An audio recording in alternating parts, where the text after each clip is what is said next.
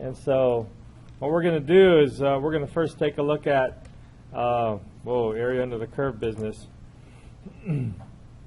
And we used rectangles, right? This is coded in MATLAB or what? It's Mathematica. Mathematica, okay. Because I was looking at this and I was trying to figure out what it's. So this is with 4 partitions, I think. Let's see. Let's go 8 partitions and see what happens. So between 1 and 3, this is these are the values that we get, and we'll see that there's still some errors. There's positive and negative errors depending on if your bar is below or above the graph. And the idea is that if we go back to 4 and we have large errors, if we make your n size, the number of partitions, larger, well, it goes down. Well, if you were increasing n to infinity, right, then your error would be going towards. And then, so yeah, if you increase this to go off to infinity, then your error goes to 0. And so that turns out that that's the whole idea behind the Riemann sum, is that you increase your number of partitions, and then your error decreases, and eventually decreases to 0, which means as you go on forever, you'll eventually get the exact value. And we've been dealing with limits in calculus, you know, with the limits of functions and then limits using the derivatives, and so these integrals are also defined by limits as well.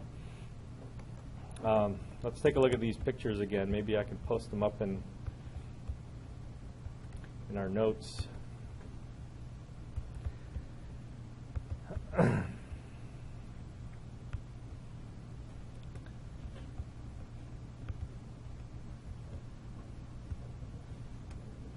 So with 4 partitions,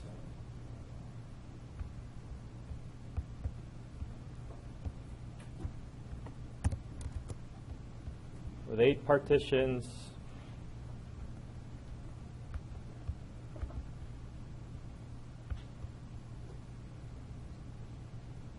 guess we won't see the number of partitions.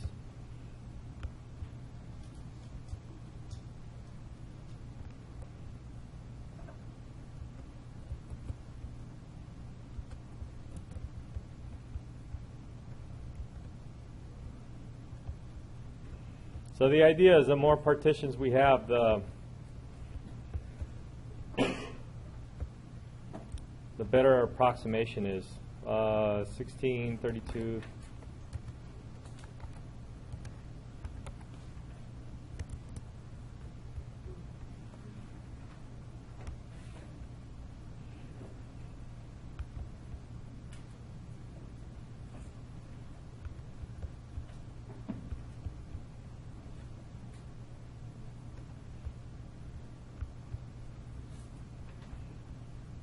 So if you get an opportunity to program stuff in Mathematica or MATLAB, it's really,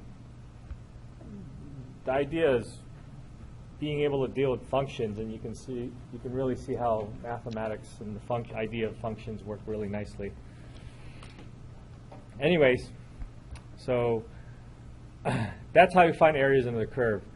Now, if we have a 3-dimensional object that we can imagine trying to find the volume under a surface, it's going to be the same idea. And what we're going to do, instead of our domain being just a regular 1-dimensional x-axis, our domain becomes a 2-dimensional region. And so let's take a look at, let's see what's next here. I think I already did my initialization. Finding the area. So if you have a surface, the same idea where you partition your domain, except your domain is going to be partitioned with x and y in mind. I'm trying to get this so that we can see it directly from the top.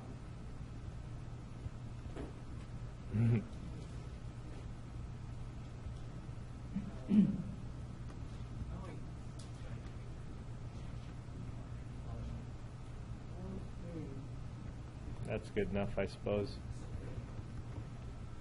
So your domain is living in the x-axis, and then for simplicity's sake, we can have our domain just be a square or some rectangular region, and then we can imagine cutting this up into little parts.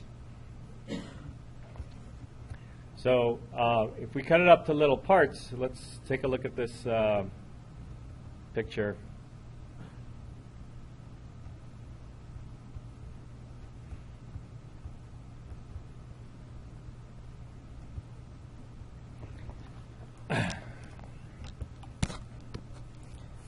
So if we cut up, if this is our region, D, and we can imagine cutting this up into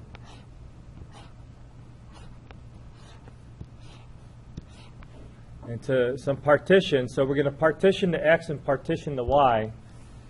Let me set up some parameters here. This is from A to B, and this is x goes from C to D.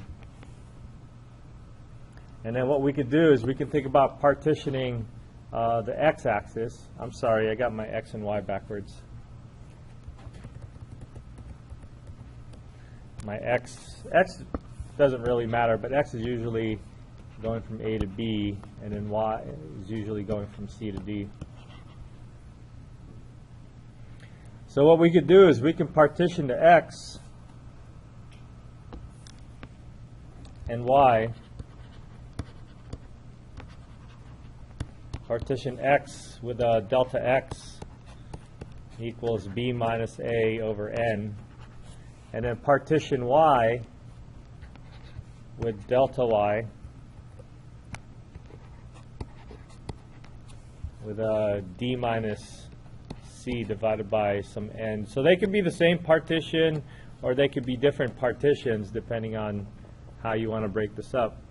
And so what we do is when we partition is that we get little subrectangles, and then we imagine taking those little subrectangles, and then for each subrectangle you can find a point.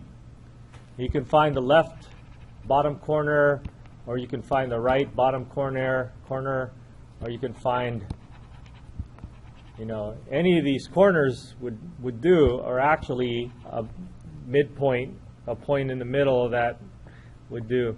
So the idea is to take whatever point you choose within this little partition box, and then you put that into the function, and then you're going to get a height. So let me take a look at that picture again. And that's what happens, is that when we get a height of a particular value within one of these boxes, then we can study it. So I think I highlighted the bottom left-hand corner, both negative. So I must be looking at this right here.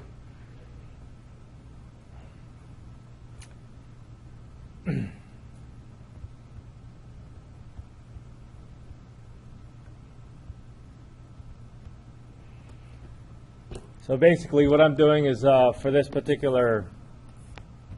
illustration, I'm looking at this value over here and putting that into the function, and by putting that into the function I'm going to get a height, and I'm going to get this rectangular region.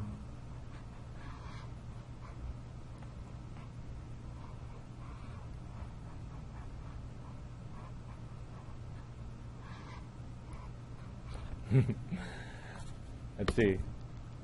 This rectangular region, that was pretty good, right? And then that's going to estimate a piece of my volume under the curve. And then what I'll do is I'll add them up. I have this one and I have these other ones, and then I'll just add a whole bunch of them up. So what's involved here? Base times height, right? The height is going to be the function. Well, the base is going to be a square. The base is actually a two-dimensional region. So if we were to add them up, the base is going to be the area of partition But that area has a delta x times delta y, so the base is actually delta x times delta y. And then the height is just going to be the function evaluated at some special point. In this case, the point that we were choosing, the points that we were choosing were midpoints. So you can call them whatever you want.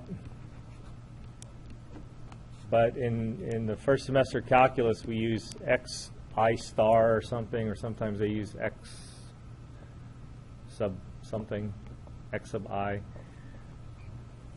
So I'll use x sub I star, y sub I star to represent whatever point we're choosing within a partition. And then we'll add them all up.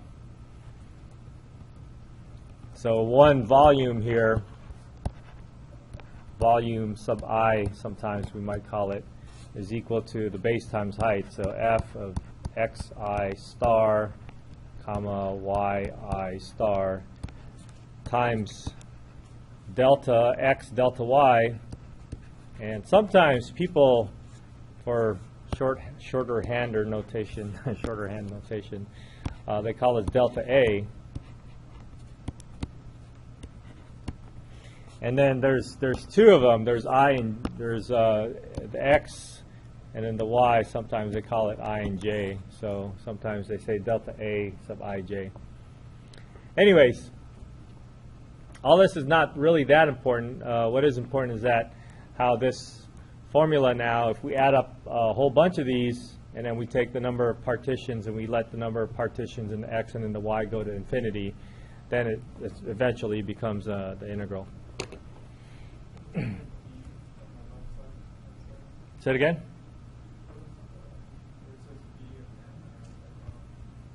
I'm sorry, that's not B. This is vol.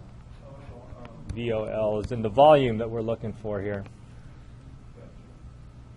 Base times height.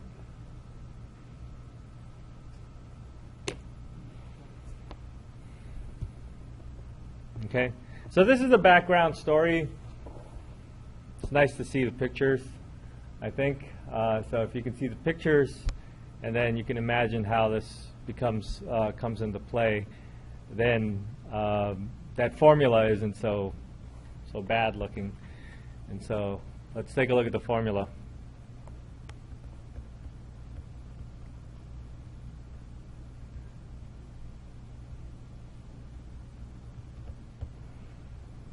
I guess this isn't really a formula, it's more like a definition. So the double integral over some region R is going to be defined by this double sum. We're adding up with respect to x and with respect to y. Remember that delta A is actually delta x, delta y. And it's a limit. And if the limit exists, then we say that we can find the integral. This is called integrable. I wonder if it's called integratable. I think integrable is how I've always seen it. If is then if then it then it is integrable.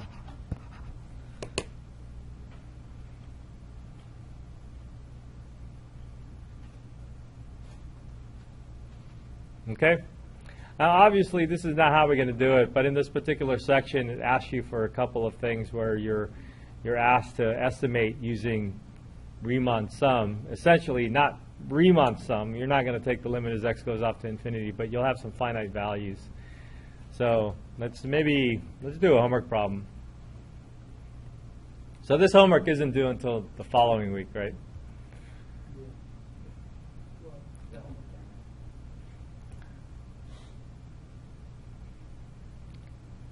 Okay, are you guys still copying stuff down? You know that it'll be online, right? So you can just hopefully. Like I said, if it's not there, send me an email. I'll put it up. Oh, okay. If you're looking for it and you want it up there, if nobody sends me, if I don't put it up, nobody sends an email. I just figure it out. They're not looking at it. Doesn't matter. I'm not hurt or anything. Doing all this work and you guys don't look at it, but you know, whatever.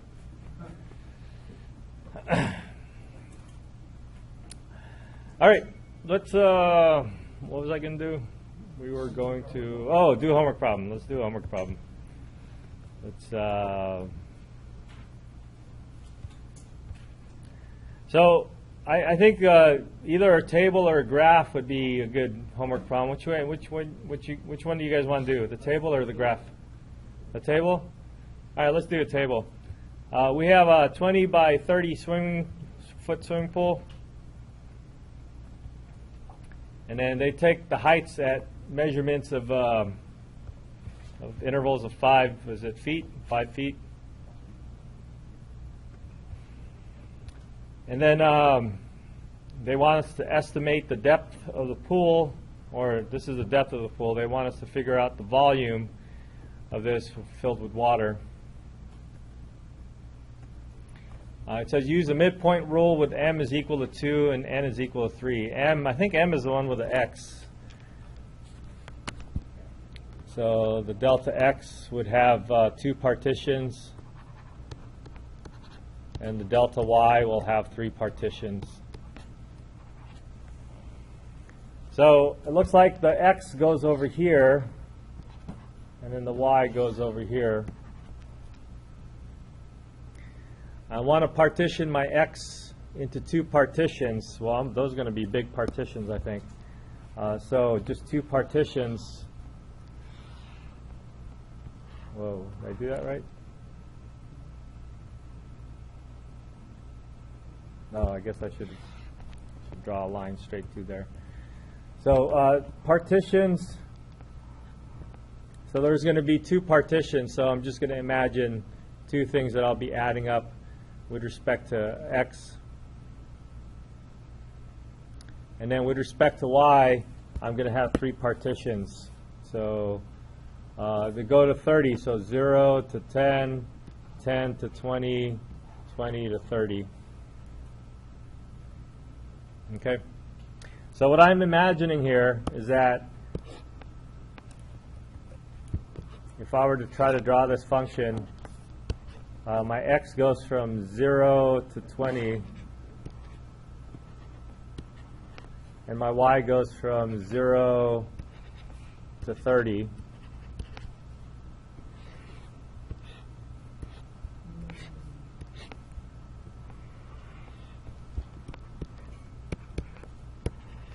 Then this is how my partitions will look like. Does that make sense? And so if I want to find the midpoint of each one, I would go in the middle. So this looks like 5 and 5, 15 and 5, 25 and 5. I guess I should be saying that the other way. So x is 5, y is 25. So here x is 15. Y is 5, x is 15, y is 15, x is 15, y is 25. So those are the values that I would be looking for. I can find them in the table, but what I need to do is I need to figure out the heights of these things, right?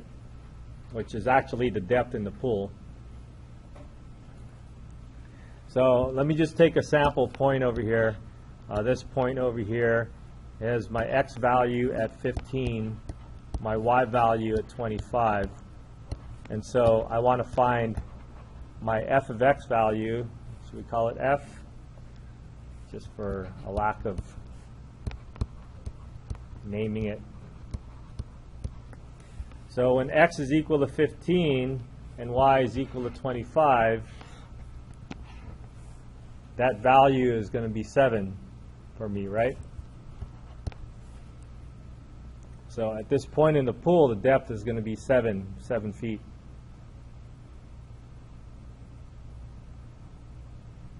That make sense? All right, I can find the rest of them. Let me just write down the z values. So this first one over here is going to be 5 and 5. So 5 and 5 is going to be give me a height of 4. The next one is 5 and 15. 5 for x, 15 for y. That gives me a y value of 7. And then 5 and 25. That's 5 in the x, 25 in for the y. That gives me a height of 10. And then I'll get these other heights. 15 and 5 is 3. 15 and 15 is 5. And then this is my 7. So now that I have that, I want to find the areas of each of these things. Now the areas of each of these things, let me redraw this domain.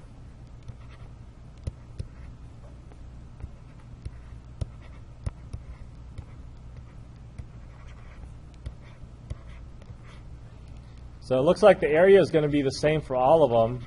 And that's what makes a lot of these problems kind of convenient, is that the area is the same. In reality, your areas could be different depending on how you partition. Since we have nice partitions, our area is going to be the same.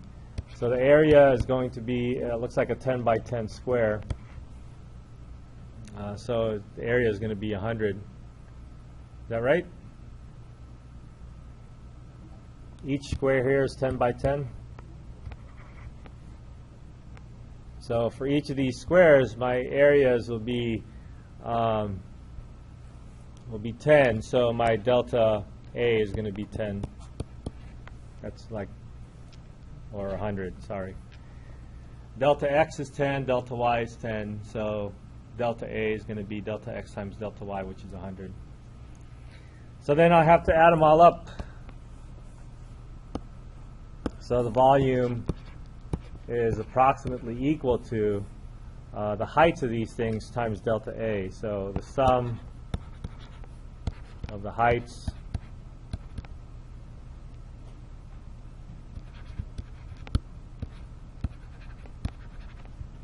times delta A. Well, delta A is going to be common for everything. I can essentially take that out. Instead of writing 100, what is it, 1, 2, 6 times, I'll just write 100 one time outside. Actually,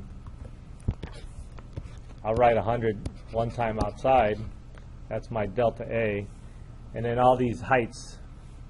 So I got 3, I guess if I go in order, it'll be 4, plus 3, plus 7, plus 5, plus 10, plus 7. What is it? 36, and then throw in a couple of zeros. So it looks like our volume is going to be about 3,600 cubic feet. It's a 20 by 30 size pool. That's a pretty big pool, right? Is it Olympic? Olympic is 50 meters. So, I mean, it's way bigger than a normal average house pool, but it's like a gym pool, kind of.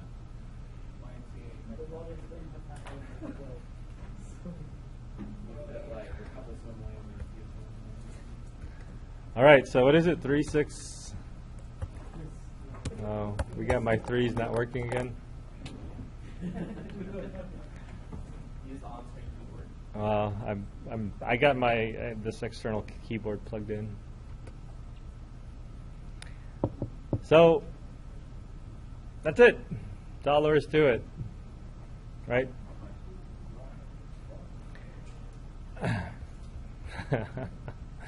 Really? Deserves a clap. All right. So our next idea is to extend this to not just for us to plug points in, because we easily got sick of that in Calc 1, right? Doing your partitions and estimating and adding in. We add in 4, okay, we add 8, and then now we have to add 20 of them, and then we start getting tired of that. And we wish we can program in MATLAB or Mathematica so that we can have it calculate. Or your calculators, you can program your calculators to find those values. So we get sick of that immediately, and we want to go to the theoretical aspect of finding integrals. And so for that, we take a look at what's called iterated integrals. Danny?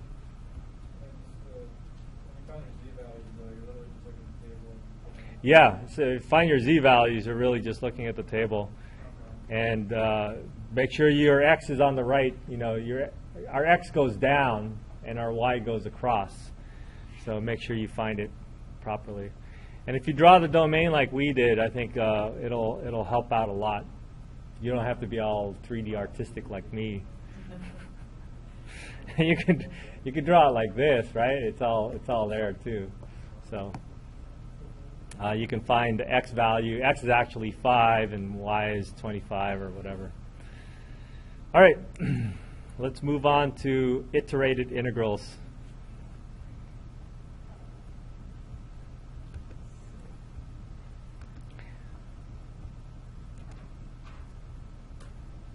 I guess there's one more aspect here that they bring up, the average value of a function. So let me just put this formula up in case it comes up in your homework.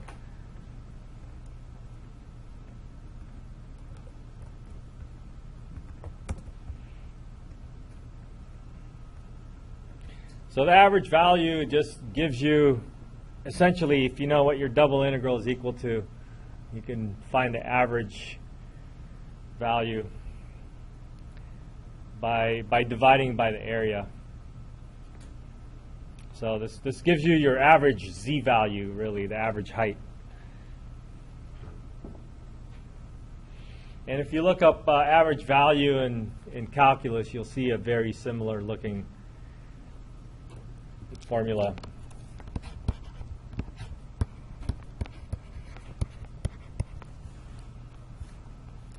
So the average value in Calc 1 is f AVE is equal to 1 over b minus a integral from a to b of f of x dx.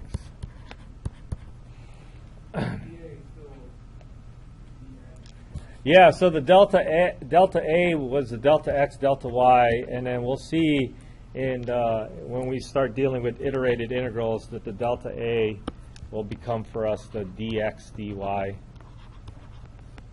as integral operators.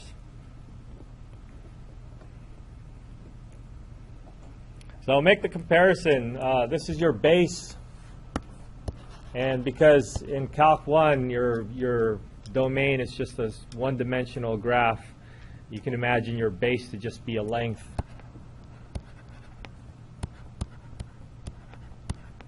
It's a one-dimensional graph. In multivariable, then your base is actually an area. So this is an area in 2D.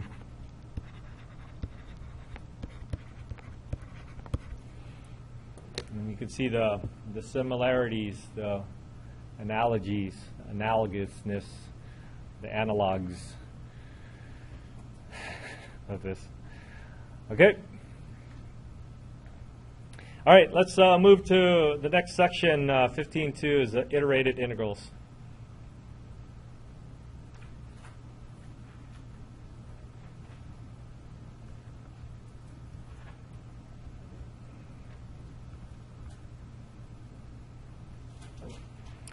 So the idea behind this is to be able to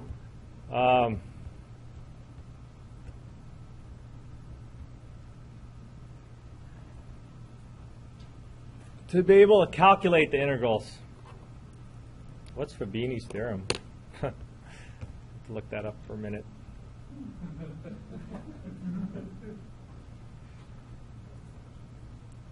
I wrote these notes a while ago.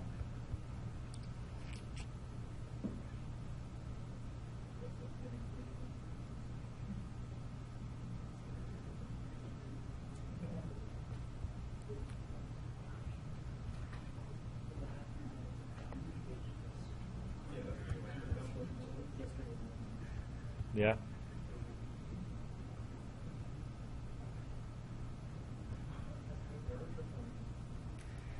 So let's take an example. Suppose we had a nice looking surface and we want to find the area under some domain here. And so here's what we're looking at, essentially. We have a surface, and then we were looking for this. We're looking for this area. Let's take the box out. Oh, come on, box.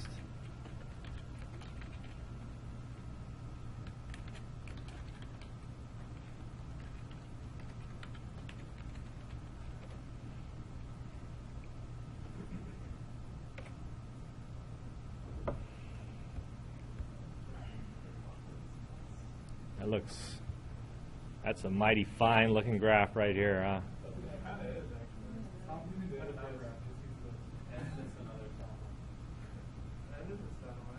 It's some sort of a saddle, but I don't know. This is looking really good.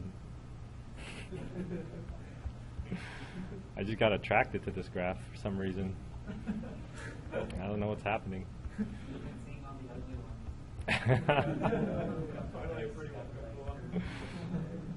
You mean the graph that I draw? Is that what you're saying?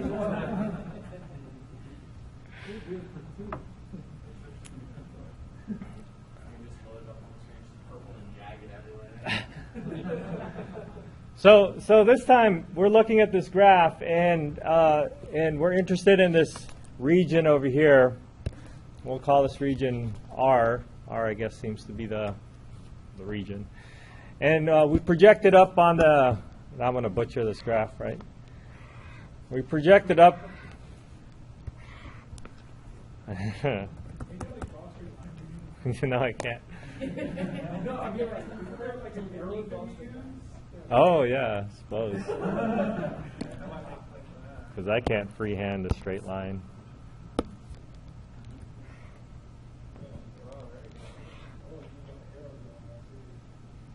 Now the arrow is going to look like vectors. Anyways, so you project it up there, and then you can see if you can imagine what the volume is going to look like, right? So the volume is going to be flat in the bottom, and then it's going to be flat on the sides, and then on the top it'll be that smooth piece of the saddle. Okay, so we're interested in finding the volume of that, and instead of doing the partitions, which we can do. Looks like this is ready for partitions, but instead of doing the partitions where we find, for each of these little boxes, we find a value to put into the function, we get the height, and we add up a whole bunch of those things. Instead of doing something like that, let's see if we can get a little bit fancier and integrate. And in calculus, I don't know if you guys remember these things called the integral function. You guys remember an integral function? Integral function, where you're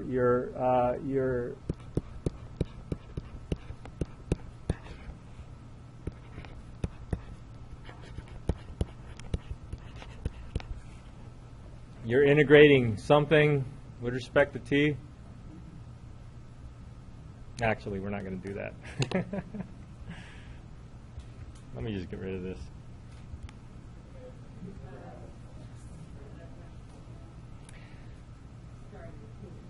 Maybe I can edit it in the video too. So anyways, what we're going to do is we're going to run along the x-axis, and if we run along one of the axes, and if we run along one of the axes, what we're going to get is an area function. Basically that thing that I just erased. Maybe it was good. There, it's back. So what we'll do is we'll slice along maybe the x-axis to see what's going to happen. So if we take a look at a slice along the x-axis, we've seen slices on the surface before, right? When we're finding derivatives. But this time what we're interested in is a little area. So if we can imagine that this slice over here has a specific thickness.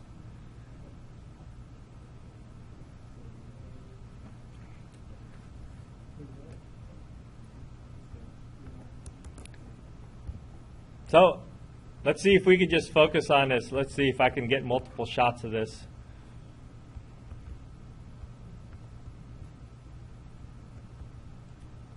So I'm just concerned about a shot of the slice. So let's get rid of the surface. Ooh, that doesn't look good.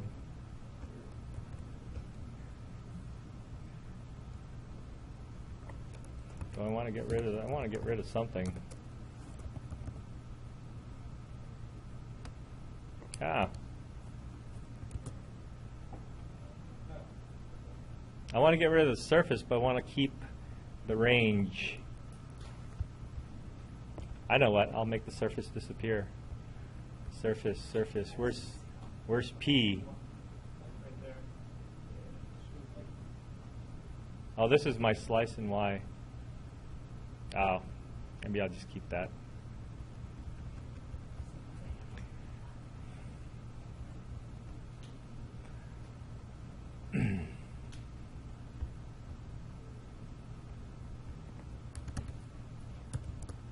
There it goes.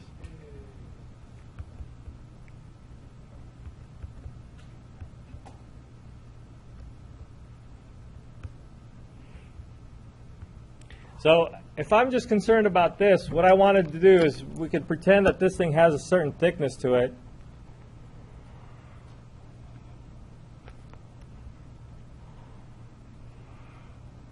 And then so we're actually looking at a volume, right? We're looking at a volume. And what we could do is we can add up a whole bunch of them. And then we'll come up with the total volume. So the idea here is to make a graph, find volume slices.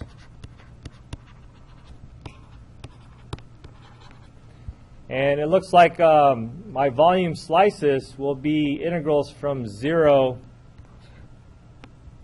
from some value to some y value. What was the y value? The y value is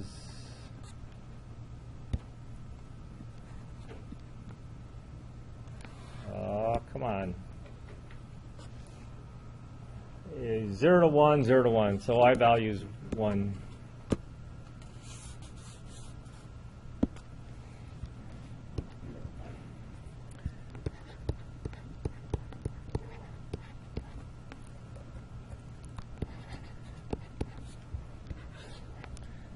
So if I take one slice of this by fixing, I fixed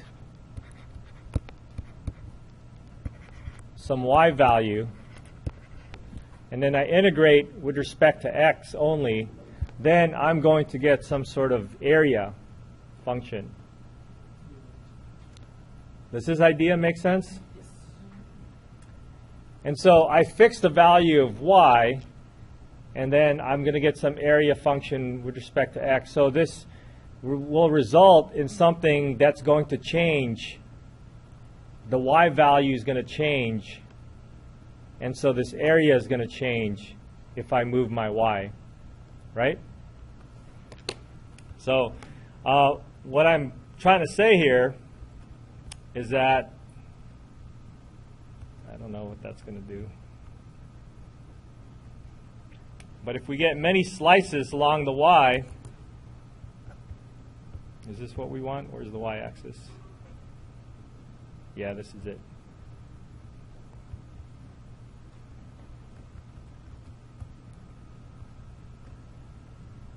So we see that the many slices will give us, if we stack them all up, we're going to get the volume, right?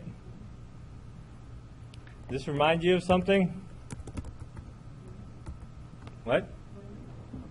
Riemann sum, yeah.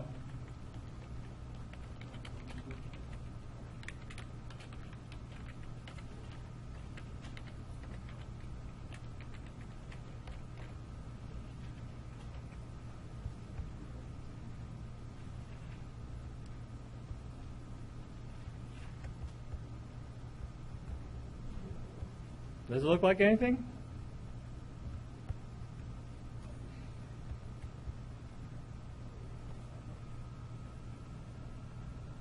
So what we'll do is we'll add them all up. And so the Riemann sum, we'll create a Riemann sum within the areas. And then if we stack them all up, we're going to be able to find the volume. So let's take this again. This out.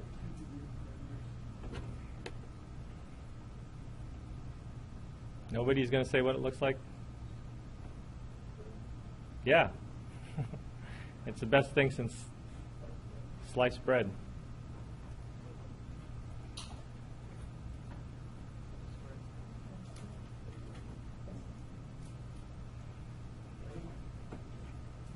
So what this tells us is that we can integrate each of these areas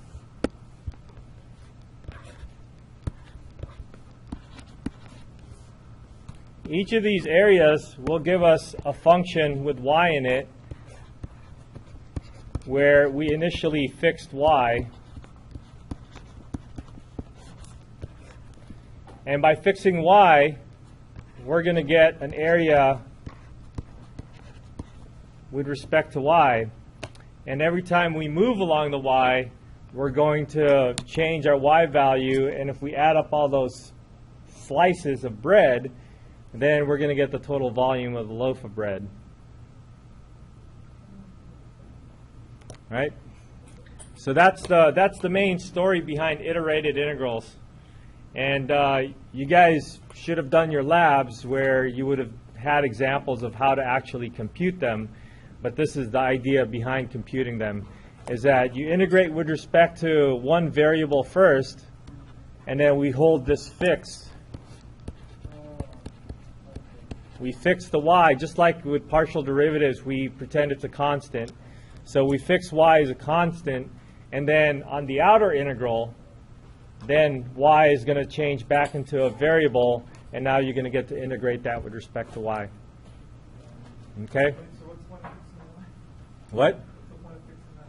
The point of fixing the y is to find an area like a slice like this. So imagine fixing the y as one piece of bread, and imagine integrating all those y values as stacking up all the bread to find the whole volume of the loaf.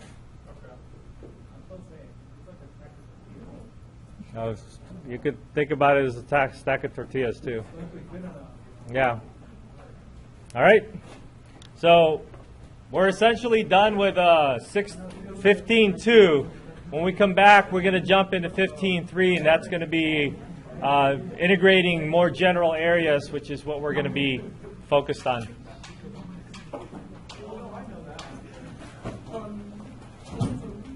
What? We'll be focused on integrating more general areas. Yeah, so it's the general areas which we're going to be more focused on.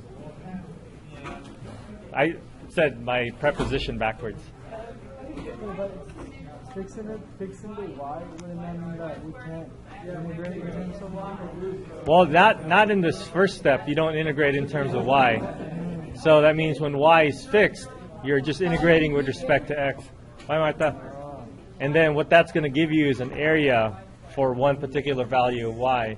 And then when you change the value of y, you're going to get a different area. So you're going to get a different slice. And then when you get... So in that part, the second one shouldn't actually fix then? No, well, no, because x, when we integrate with respect to x, the x is gone.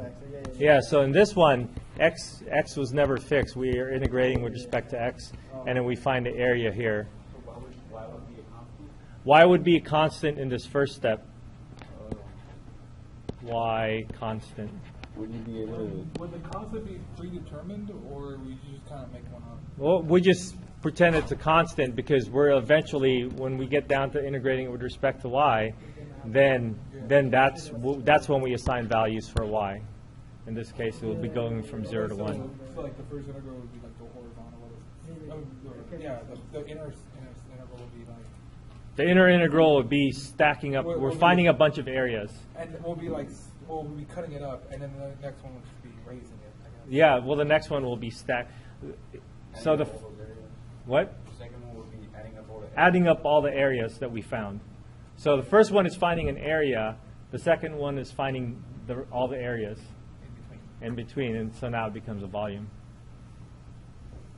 y would be a constant, would we be able to like take it out of the integral like that?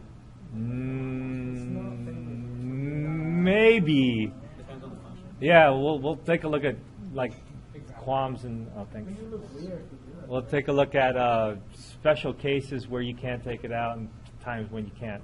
We'll dig more deeply. Now, you can take it out of this blue integral, but remember you're still going to integrate it in the green integral, so you can't take it out of the green integral. And obviously you have to do with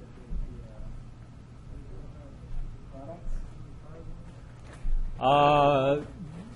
Maybe like integration by parts or something. Yeah. Special cases You can probably. take it out. All right, There we got there to probably stop will be this. some special cases So where you why have to take do it that. out?